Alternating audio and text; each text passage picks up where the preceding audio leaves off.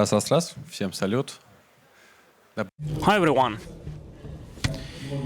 Good afternoon, and as you know, the attacks become more and more widespread, and the groupings would change their techniques, tactics, and would make their in-house software, would develop something new. And today we're going to speak about one of such groupings, which is called Cuba Ransomware.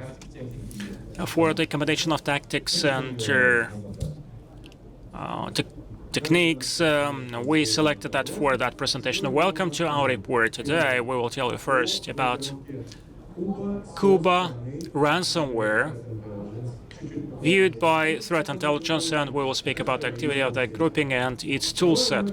Secondly, we will tell you about a SOX investigation, a real attack that took place against our client.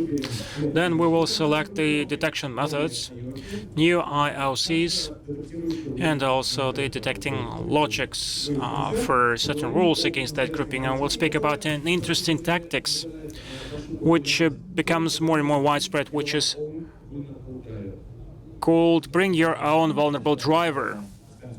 Let me introduce ourselves. My name is Ivanov Gleb. I am a SOC analyst, and before I worked for monitoring. Now I'm dealing with detection and investigation, and also I'm doing threat hunting. My name is Kirichenko Alexander. I am a TI intelligence analyst with Kaspersky Lab. I'm investigating sophisticated roles, and previously I worked as a SOC analyst who was involved in the investigation, detection, and response to the incidences. Let's proceed. So that's Cuba Ransomware. We could trace that back to 2020, end of 2020, and it is famous for its attacks against Montenegro and Chile. They love sophisticated approaches, for instance, exploit chains, social engineering methods, and they are using open RDDP protocols. Also, I'd like to note the fact that some of the researchers believe that this group is a successor to such a group as Babuk. But we cannot prove that. There is no proof of that. That group is using ransomware as a service, something that we will discuss in more detail a bit later. At the moment, we know all allies of that group, called Raw Tropical Scorpions Fidel Cuba. And starting from February 2023, also we detected a new allies, V is Vendetta, which is either a rebranding of that grouping or its partner. And you see that we can trace the succession of that group because the ransomware was actually put on the Cuba domain on the internet. Let's speak about the victims, those who fell victim. As we said before, some Latin American countries were attacked, but most of the attacks were aimed against North America, Canada, and the United States. Also, the grouping is attacking Australia, many European countries, part of Asia, including South Korea and Taiwan, and also Middle East. As proceeds from the slide, the grouping attacks all the industries. High technologies, retail, public institutions, etc. And getting back to the ransomware model, Cuba uses encryption of double extortion. This is when they use encryption to lock victims' files and demands a ransom payment in exchange for a decryption key. In the second model, we also add the stealing of the sensitive data, threatening to release it if the ransom is not paid. This is the most widespread among the encryption groups. In the 3D model, there is a triple extortion.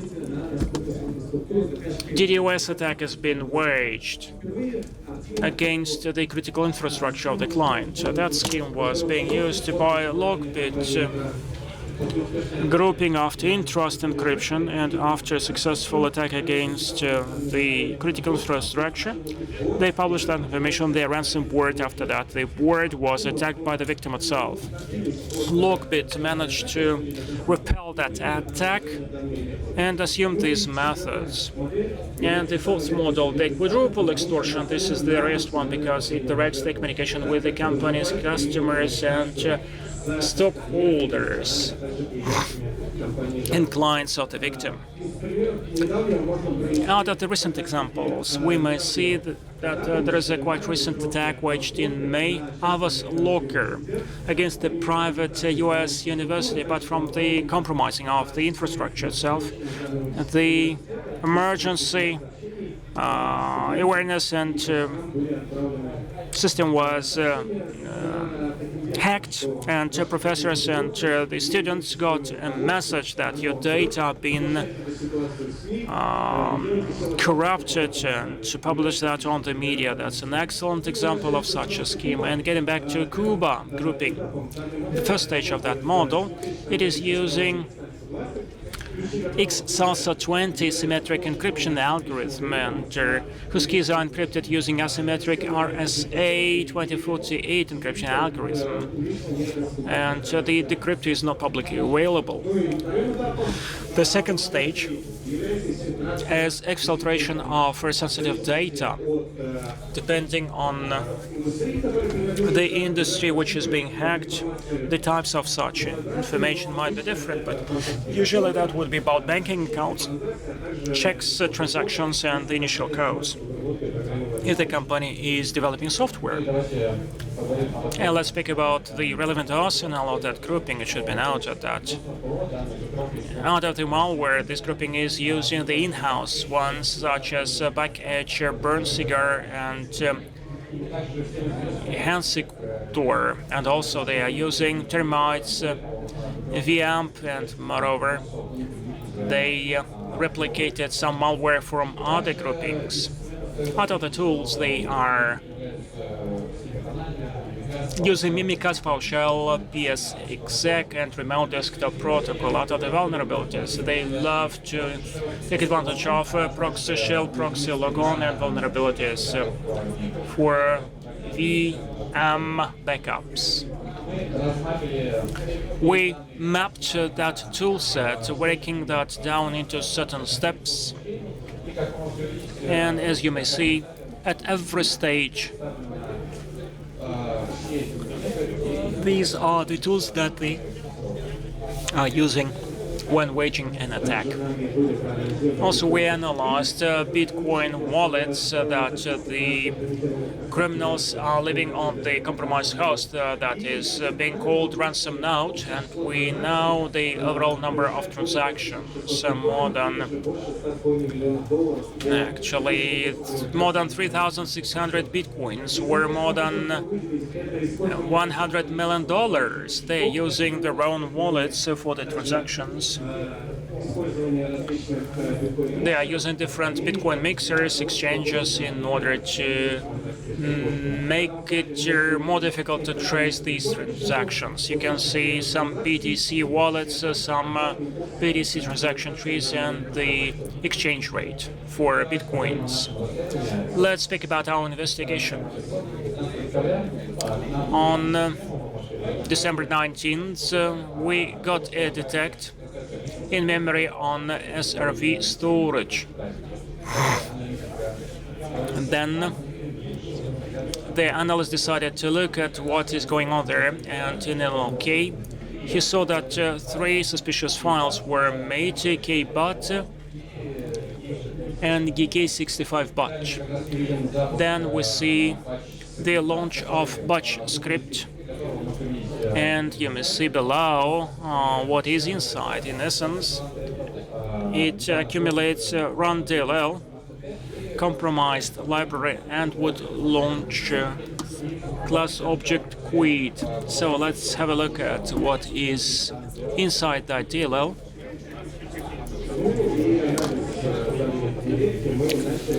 we started the analysis of that DLL looking for artifacts, and that DLL was classified as backhatch malware.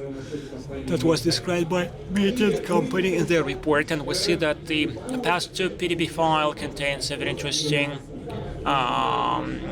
folder called Mosquito. And Mosquito reflects the name of the DLL, and also there was a book published by Microsoft about PKI and certificate security,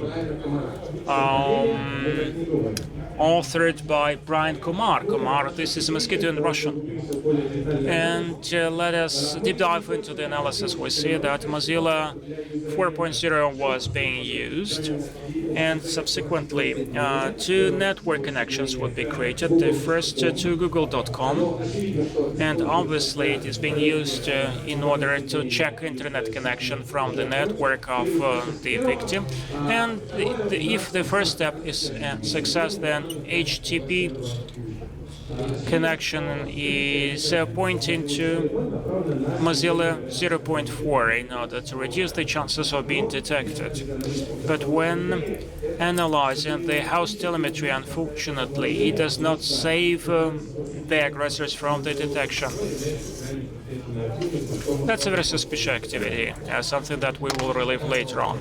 As been said before, telemetry also showed the connection to those 2 URL addresses. One of them was google.com, and the second one was the server of the attacker. Also, we see the use of Mozilla agent. And therefore, the viral analysis didn't provide us with any results. But after the connection to C2 server of the attacker, we noted the reconnaissance of the resources on the host. It was being used. They used VGCATS module from C2 server, and actually it collects the data from the host for further development of the attack. Using our threat intelligence portal, we analyzed C2 servers of the attackers, and it turned out that the malware has been spread from there. And apart from that, they are spreading the module in order to expand the capacity of that malware. Such models, as was said, with VGCAT, which collects the information from the compromised host of the victims, and then using HTTP, they would render that to the attacker's servers. So let's have a look at what that backhatch malware is about. This is a backdoor that executes arbitrary code on the compromised system downloaded from a C2C server using patch script. Then it would execute the PowerShell code using VIP, virtual single objects, and other commands. It would connect to the C2C server, would get some module where would expect some commands, and after that would execute these commands on the victim's host. It should be noted that the payload may contain metaexploit and other malicious functions, as we showed on the example of VGCAT, and after that the malware would become dormant expecting some commands. 15 minutes later, our ERP system got an alert that a VMP malware was triggered, and it was noted on ERV service host with the backup of data server being installed. What VMP is about? As been said, this is the data backup service, and as probably some of you could guess, the backup data may contain very sensitive data, namely database, the security system trees, and profile browsers, from which you can get a lot of very interesting things. And so let us back to VMP, what it is about. So we are done with Vim server, but Vim, in essence, this is a customer credential dumper written on C# language, which uses the vulnerability and gets connected to dump the credentials, and console would actually get the encrypted, uncrypted passwords, and we also could note the same tool being used by Jan Lonvank grouping. The vulnerabilities available there allow the aggressors to use the vulnerabilities with cred dumper, and also they can remotely run the code on the system. Also, we saw that in case of the telemetry, the EMP would be launched, and secondly, the malware would also be launched, such as Backhatch, and we see that it has been connected to google.com, and the sequence's actions complies with the sequence that used to be before the previous host. Vim service is one of the most favorite ways the encryption criminals are acting, because such criminals are encrypting everything, and out of Vim backups, the victim can restore the data, and the criminals do not want them to do so. Later on, we saw another quite interesting tactic. First of all, 3 files were created. One of them is compromised driver, and then out of the telemetry, we see that the vulnerable driver contains the vulnerabilities which you see there. Hunting rootkit from Avast, and then it would put as in a service regimen or mode. This is done in order to exploit the vulnerable part of the code in order to do some actions. And so let us sum it up. Out of what's been said before, what we found in the telemetry. First of all, svarpod.crs is a legitimate vulnerable driver which contains certain vulnerabilities that would be installed on the victim's host along with the following malwares. Another malware is kk.exe, which is also known as a burnt cigar. It terminates targeted processes using the function device allow control to exploit the undercommitted code. The version that we detected is a new sample, which has never been detected anywhere. av.bat is a batch script launcher that creates and starts a kernel service, and using legitimate utility, it creates a service indicating the path to the vulnerable driver that's been dropped by the criminals, indicating kernel service, and after that, that kernel would be launched, and burnt cigar would hook the vulnerable server. And we started that analysis with an interesting path to PDB file, but unfortunately in that case we failed to translate that name into Russian, and so all the conclusions are up to you. So what that malware is doing, it is looking for all the names of the processes related different EPP, EDR, and AV. It would stock that into the stack for further completion, as you may see, and as was said before. We got a new sample of that malware. All the processes that had to be completed, they were in an encrypted format, and in the old version you see all the names are exhibited plainly. Has been said that malware is looking for the PDs, would put that into its setup, and using device allow control would indicate a vulnerable part of the code of the most vulnerable driver, would hook up to it, and it would be completed with a function ZW terminate process, which is installed on the vulnerable driver itself. And sadly, we obtained the names of all the completed processes launched by that malware. As you see, these are the names of the most popular EPP solutions, and these are the names of the processes and products from Kaspersky Lab that this malware failed to complete, to finish. And the protection provided by Kaspersky Lab played a significant role there. And also we monitored other hosts where we noted storage exchange and other services. And you see that the same actions were done. A legitimate Avast driver was installed by the criminals and then were abused.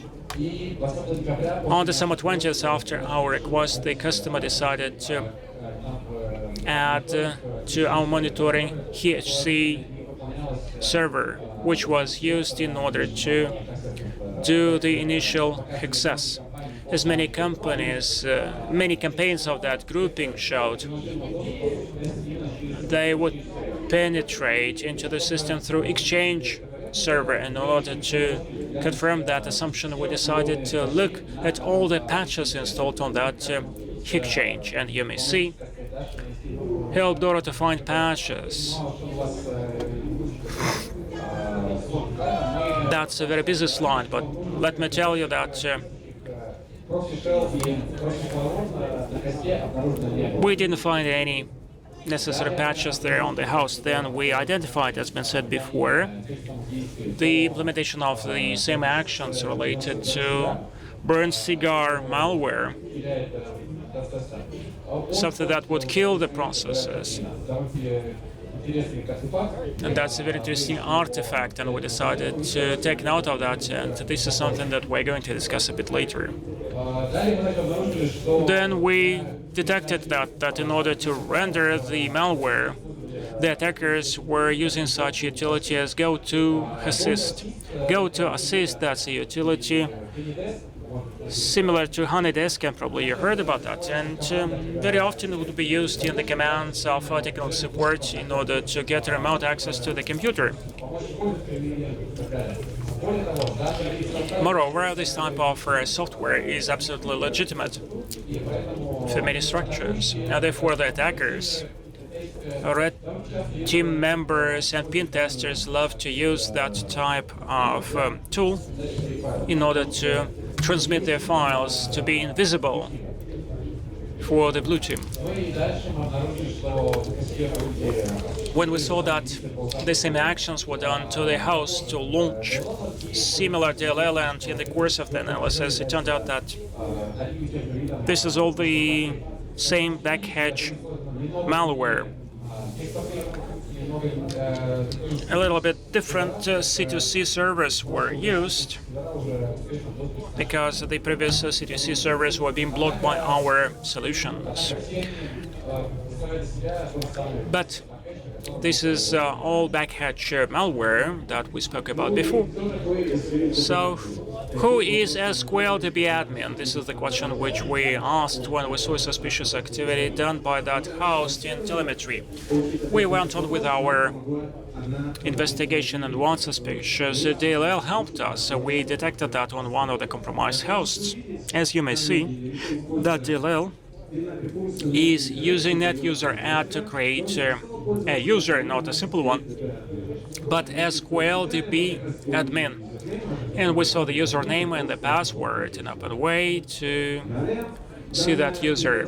Then this library, by means of red create key, would open RDP session and would add the user to the special account.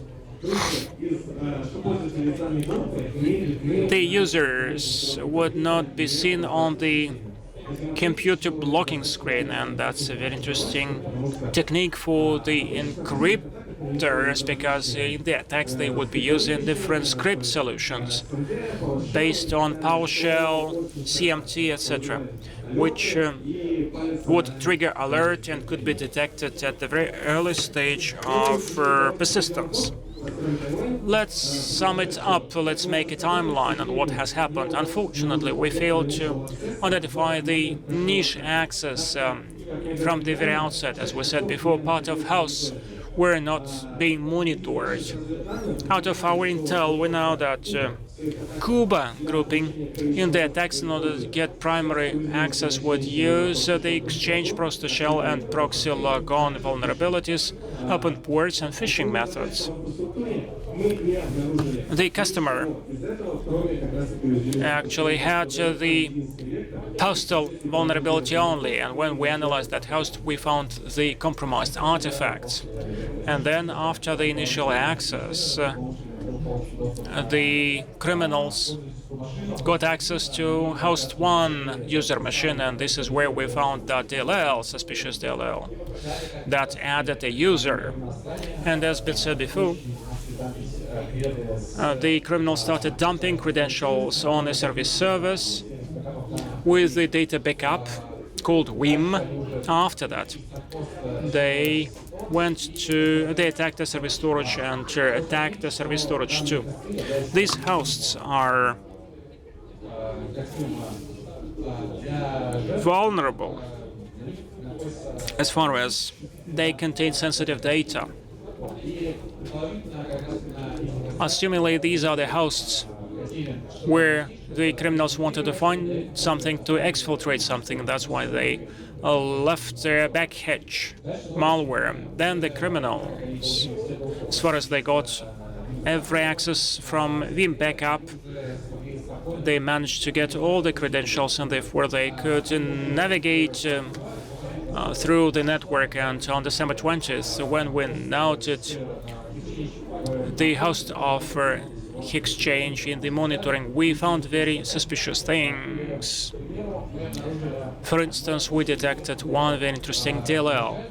Initially, we thought that this DLL is a backhatch malware because it used the same actions, and we see Randall would run a suspicious DLL with certain parameters, strange parameters, but in the course of the investigation, we found out that this DLL is a stride beacon, which is needed in order to install connection with a C2C server. And starting analyzing that DLL, we see that its parameters look console function. We will introduce these functions, virtual lock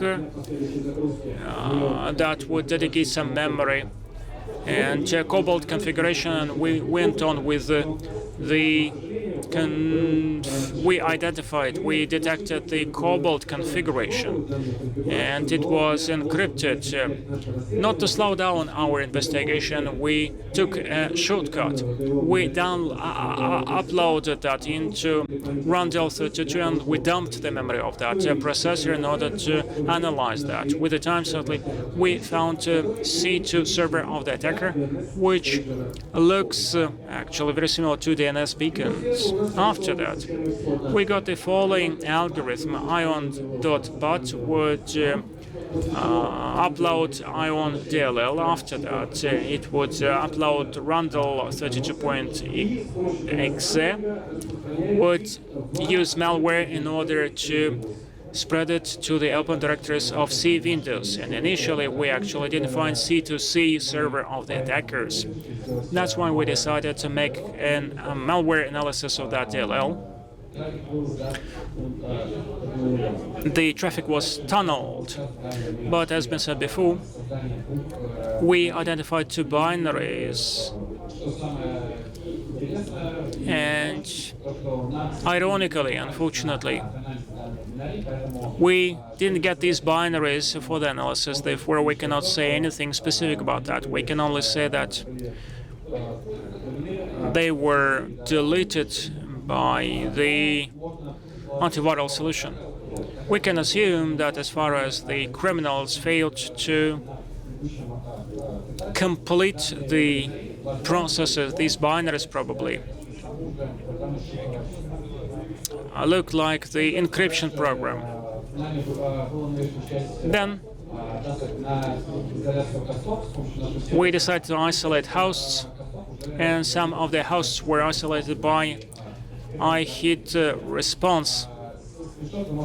From the screenshot, you can see how the incident response team started dropping different tools for further investigation, looking for artifacts. And finally, we made a full list of tactics and techniques and procedures of the attackers. We brought together our intel, the data that we got from SOC and incident response team, and we could make a profile of that grouping.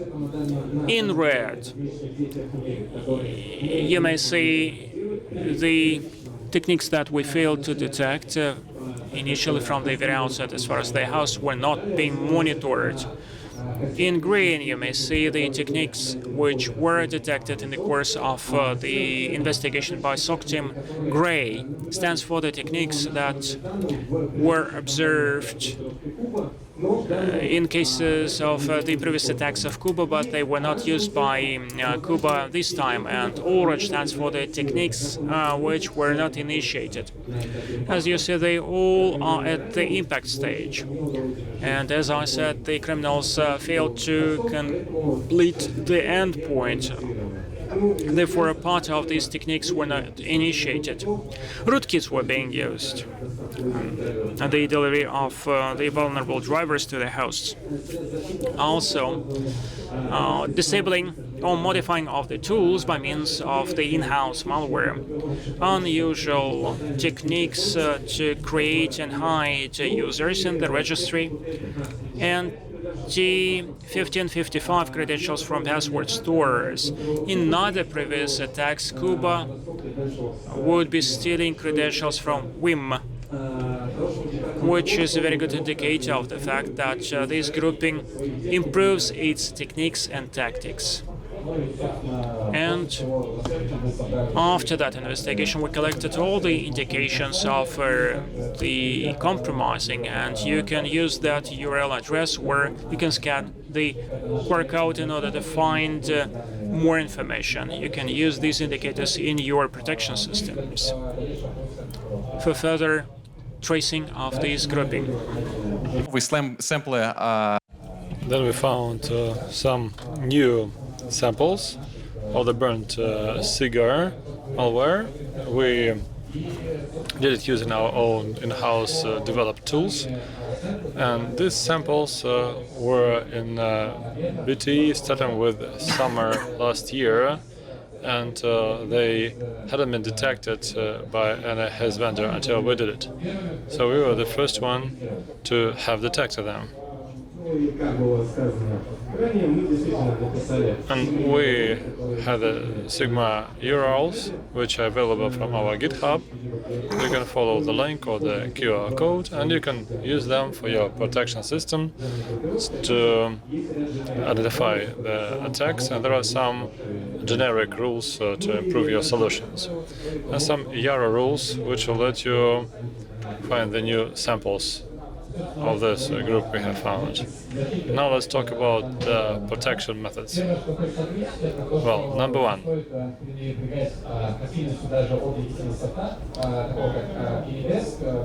any desk or GoToAssist UI can be used, but it can also be used for various attacks, so check the suspicious activity, please.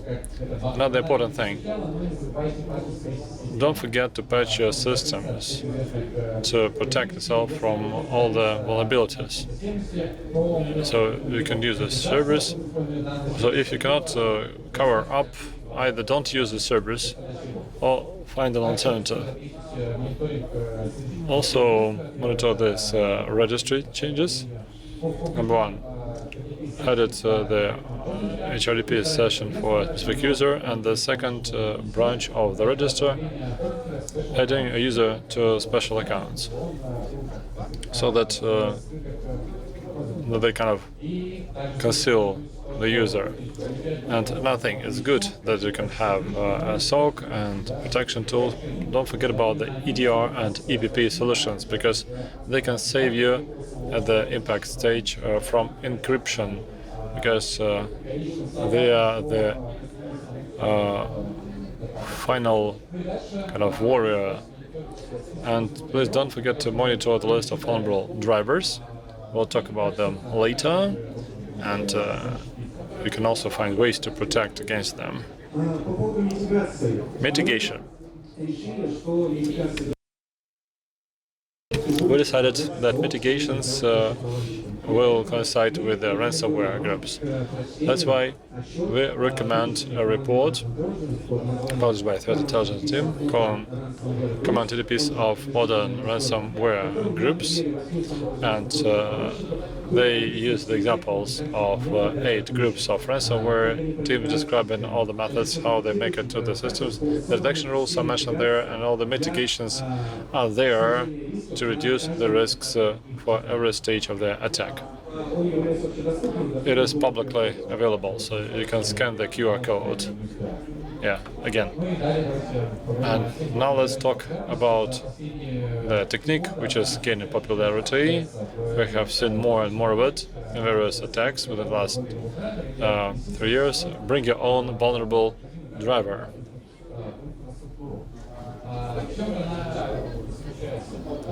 What is it about? You know that in Windows they have the user mode and the kernel mode. And in the kernel mode, the processes have access to reading and recording memory of processes, and there they work in a more privileged mode versus the user mode processes. Most of the drivers, why most? Because there are user mode drivers like the Windows Media Player, but most of the drivers are in the kernel mode, and they have more capabilities. That's why threat actors use legitimate but vulnerable drivers to crack various protection systems. Well, in theory, each driver can be vulnerable, because every day we see more and more of them. Recently, the HP driver. So, in autumn, the Russian Impact driver was impacted. So this attack is gaining popularity. And the first one to make it popular was the Lazarus group. They used a legitimate vulnerable driver from Dell. As many of you know, Dell is a corporate product for many, and it is really popular. So following 2020, everybody understood that they are not protected. So they started advancing their protection systems for the self-defense we mentioned before. Okay, how can we protect from this type of attacks? Well, you should monitor the vulnerable drivers. You can find the resource or low drivers. You remember low bins, low bus resource. I think you have heard about this. The same authors are behind this. You can use all the hashes about the vulnerable drivers in your CMs. Then don't forget to regularly update your drivers to make sure you cover their vulnerabilities, and keep track of the drivers you have in the system. This can be a little bit painstaking in terms of the list of all the drivers is quite long, and in theory in your system you can have this vulnerable driver. So if you have a CM solution, if you have a threat intelligence portal, you can deal with both, and you can see which process will call the driver, enriching the hash of the process through the tip. Okay, let's talk about protection from Microsoft. Okay, Alexander? Well, we can't but mention protection methods from Microsoft. Number one, they recommend having on the virtualization-related protection of the operating system, then the cross-signature. So when you install the driver, you should also check the signature of Microsoft. But based on our experience and based on many articles published, we can see that when all the mechanisms were on, the threat actors still managed to attack and use vulnerable drivers. Okay, what can we recommend from Microsoft? The use of the block list of vulnerable drivers. This can be another source for you to get actual information, or relevant information on the vulnerabilities in legitimate drivers. And please check your cybersecurity skills. Here is a link for the bot. There is a test there. You can get some merch on this. Thank you very much, and we are ready to discuss questions.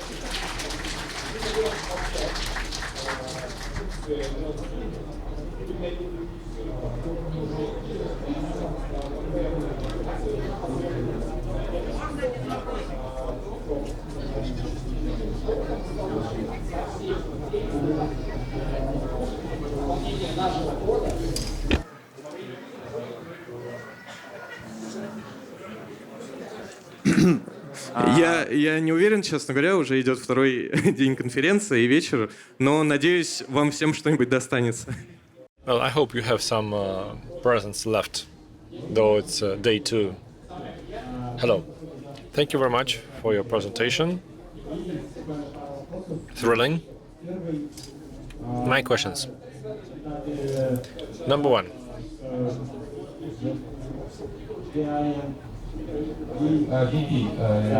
When you had the VP stage, you said that the threat actor had the passwords in the encrypted and decrypted form. Did they put it on the fly using hashes? Well, it is sharply written, and it's also in GitHub, so you can use it. And when we checked it, so I think that you know that in the database you can have some passwords, so you can temp them using VP, and they could use the same registry branches, and this way they copied all the data. Okay, so you call it Cuba. So I think that there are some references to Cuba, but why did you have the names of the folders like Musor Kamar? You know, were they kind of using this for masking? This is the path to the file, and why were they called these names? Well, I mean,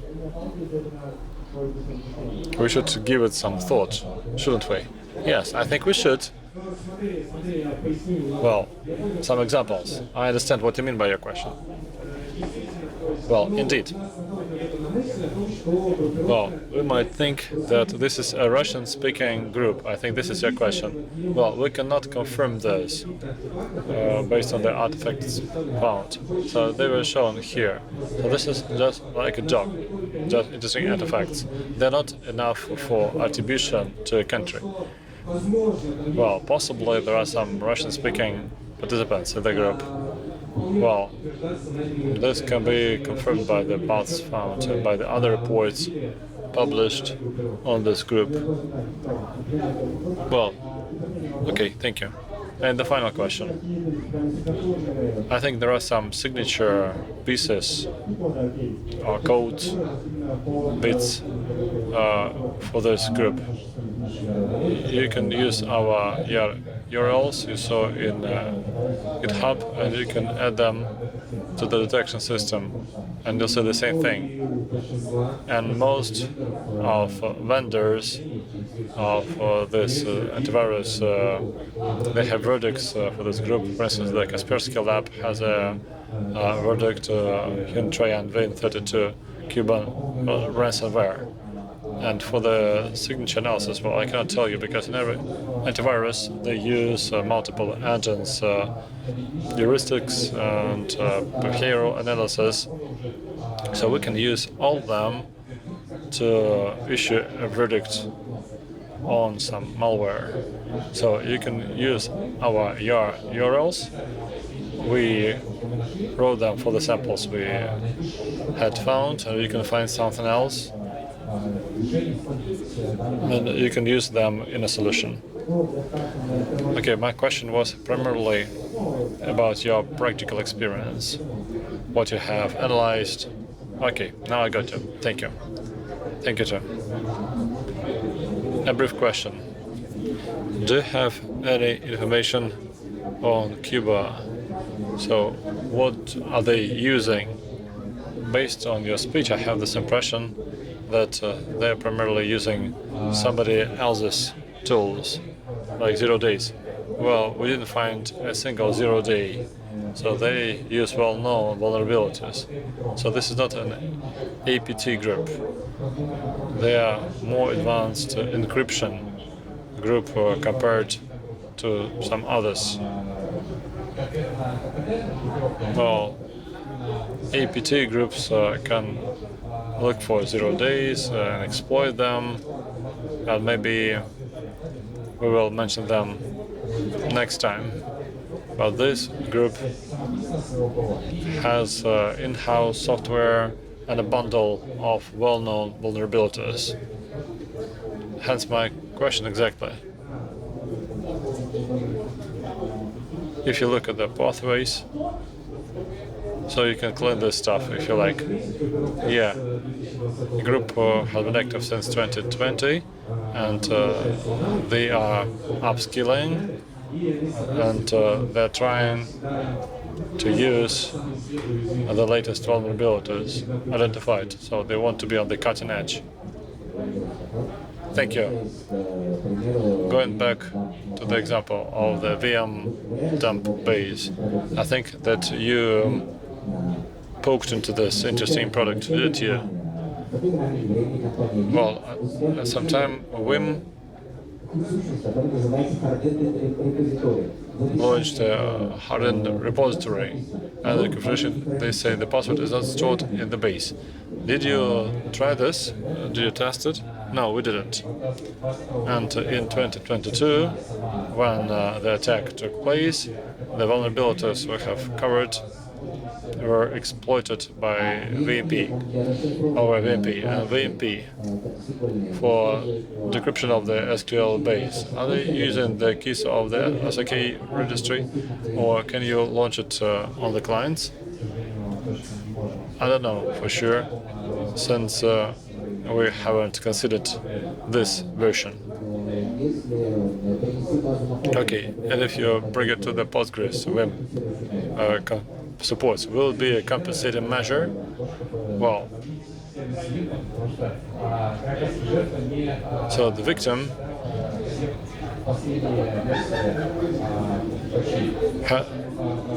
didn't have the latest patches, as we saw from Vim backup, and so we were looking for the patches, but we didn't find anything. So they had the latest things. And you said our SOC. So what was a SOC? What did they do? Did they warn you? Or what? Okay, our SOC. So we have a service, MDR, and this is one of the incidents we considered. So the SOC is a team which investigates all these incidents. The screenshot showed some data. Well, what I mean is that SOCs are usually used in this scenario. So what do? Do they store, or do they receive something and respond? So they receive, they respond, and we also sent some hosts the isolation actions for the host. So this way we developed a task to exfiltrate files. And this is how we got all these files. We had a task for files download, we isolated the host, we got all the artifacts we wanted, then we started our investigation, and when we had it ready, then we sent the rest to the threat response team so that they find everything we missed. So the NDR service gives you a chance for primary response on the client's hosts. So you can isolate some hosts if they agree. You can block malware files and you can analyze them from the quarantine of the antivirus. And then to escalate this, you send it to the incident response team. And you set isolation of hosts. And is it the network driver from Casper, or what is it? This is a lab Kaspersky endpoint solution. And what is the method used? Do they destroy the network traffic, the network card, or do they use some switched command? I cannot answer this question because I didn't develop this endpoint. I can tell you, as Alexander put it, that the service managers detects and responses. That's why we have this capacity there. Thank you. Hello. Thank you.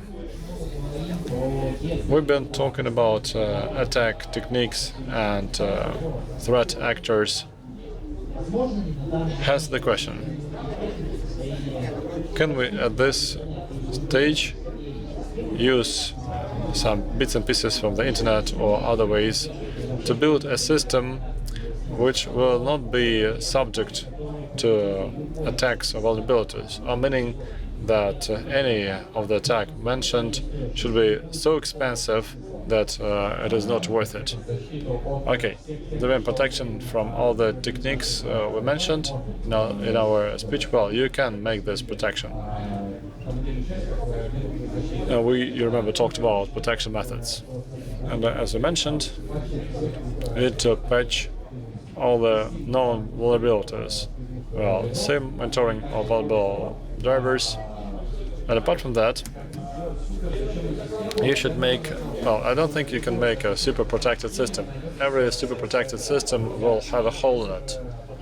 And that's what practice shows. You don't bulletproof everything. And for this, you need the protection systems from vendors. And they have gained reputation using those services. Let me add a few words to what Gleb has said. We cannot protect from all attacks, but as you rightly mentioned, we can make life different for the threat agent so that it becomes irrelevant. There are many methods and models building sophisticated infrastructures, network segmentation, and so on and so forth. And all of that makes the movements of the attacker more difficult. But the best way, strange it might seem, is to know well your infrastructure, so stock taking and understanding the current status of your infrastructure. Thank you. My question is more a conceptual one, whether it is possible rather than some specific steps. Thank you.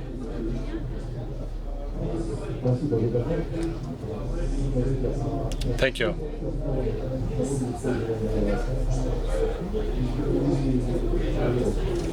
The use of vulnerable drivers, what is it based on? Well, just like any solution, you cannot have everything 100% protected. So, why were they used? You remember I talked about the Bioft thing. So, most of the drivers work in the privileged mode. And this way, they can, okay, not why, but what is the technology? So how do they use them? Is it a patch or what? They have vulnerable code areas with undeclared capacity, and they can hook to it malware, and they can use this undeclared capabilities. What is it based on? I think it is based on the poor skills of some developers, because we all make mistakes. Yeah, this is okay overall. And finding this undeclared capabilities is important. So we don't know which next undeclared capability could be found in any next driver.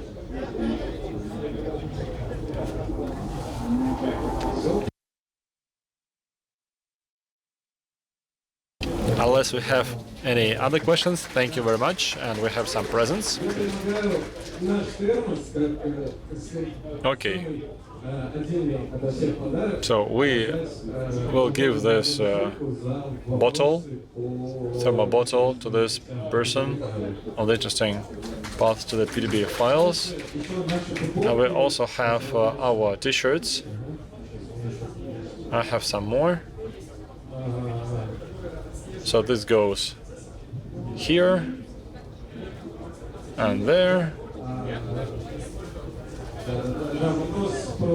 The question on building the ideally protected system, yeah, concept, and the other one goes to, I think we had some other questions, didn't we?